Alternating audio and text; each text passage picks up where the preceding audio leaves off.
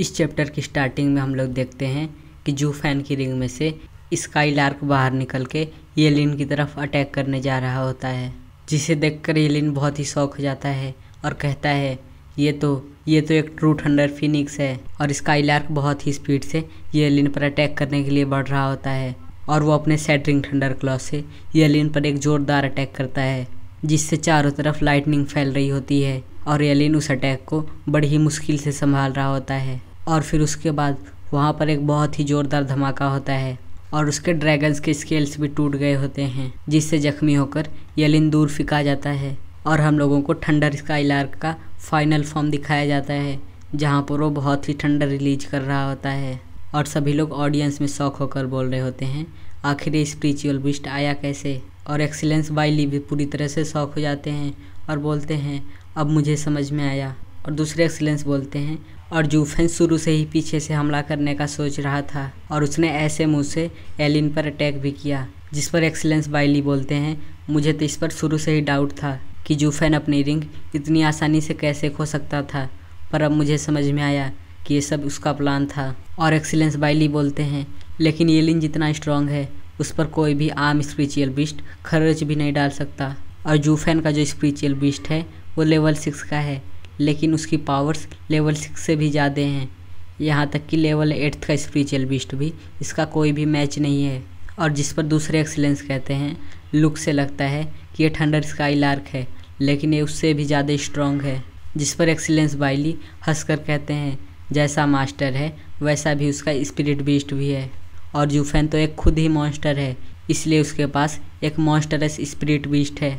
और फिर हमें नेक्स्ट सीन दिखाया जाता है जहाँ पर कोई अपने मन ही मन हंस रहा होता है और वो कोई और नहीं बल्कि डांग किंग चेन होता है। और वो अपने मन में सोच रहा होता है इस बच्चे का दिमाग काफ़ी डरावना है, थंडर स्काईलार्क का येलिन पर अटैक करने के लिए यूज करना ये दिखाता है कि जूफेन का दिमाग कितना तेज़ चलता है। और फिर हमें फिर से फाइट का सीन दिखाया जाता है जहाँ पर थंडर स्काईलार्क जूफेन से बोलता है फादर येलिन काफ़ी अमेजिंग है, मैंने उस पर अपने पंजे से अटैक किया फिर भी उसके 2 स्केल्स टूटे। जिस पर जूफेन कहता है और ये स्नीक अटैक था फिर भी उसे ज़्यादा चोट नहीं लगी है। और इससे यह पता चलता है कि उसका बॉडी हम लोगों के सोच से भी ज़्यादा टफ है और कोई आम स्पिरिचुअल बीस्ट उस पर खरोच भी नहीं डाल सकता। और फिर जूफेन अपने मन में सोचता है थंडर स्काईलार्क ये मेरा लास्ट ऑप्शन था और मैं उसमें भी फेल हो गया और फिर सिर्फ एक ही ऑप्शन बचा है कि मैं येलिन से हेड ऑन फाइट लूँ। और फिर हम लोग येलिन को देखते हैं जो धुएं से बाहर निकलते हुए बोल रहा होता है जब से मैंने अपने मास्टर का ड्रॉप ऑफ ब्लड लिया है इस गोल्डन स्केल्ड बॉडी को रिफाइन करने के लिए, तब से मुझे आज तक इस हालत में कोई भी नहीं ला पाया है। और ड्रैगन स्केल्स मेरे मास्टर की इज्जत है और तुमने इसको तोड़ दिया जूफेन, अब तुमने मुझे बहुत ही गुस्सा दिला दिया है, अब देखो मैं तुम्हारा क्या करता हूँ। और येलिन को देखकर जूफेन अपने मन में सोच रहा होता है वो बिल्कुल मेरी तरह है, जैसे मेरे पास एक सेक्रेट बीस्ट के बॉडी का पार्ट है और वैसे ही उसके पास भी एक सेक्रेट बीस्ट का बॉडी पार्ट है। और अब से ये कोई साधारण फाइट नहीं रह गई और अब ये लाइफ एंड डेथ की फ़ाइट है। और जूफेन अपना मर्डरस इंटेंट रिलीज करते हुए बोलता है अब इस फाइट में मैं मरूंगा या फिर येलिन तुम मरोगे। और वहीं दूसरी तरफ येलिन अपने फाइनल फॉर्म में आ गया होता है जहाँ पर गोल्डन स्केल्स उसकी बॉडी से निकल रहे होते हैं और उसके हाथ पूरे ड्रैगन में चेंज हो गए होते हैं। और फिर हम लोगों को बाहर का सीन दिखाया जाता है जहाँ पर एक डिसाइबल बोल रहा होता है ये क्या चल रहा है, मुझे तो एक बहुत ही थिक किलिंग इंटेंट महसूस हो रहा है। उस डिसाइबल की ऐसी बात सुनकर वू किंग यू बोलता है क्या ऐसा सच में हो सकता है कि जूनियर ब्रदर किसी को मारना चाहता है।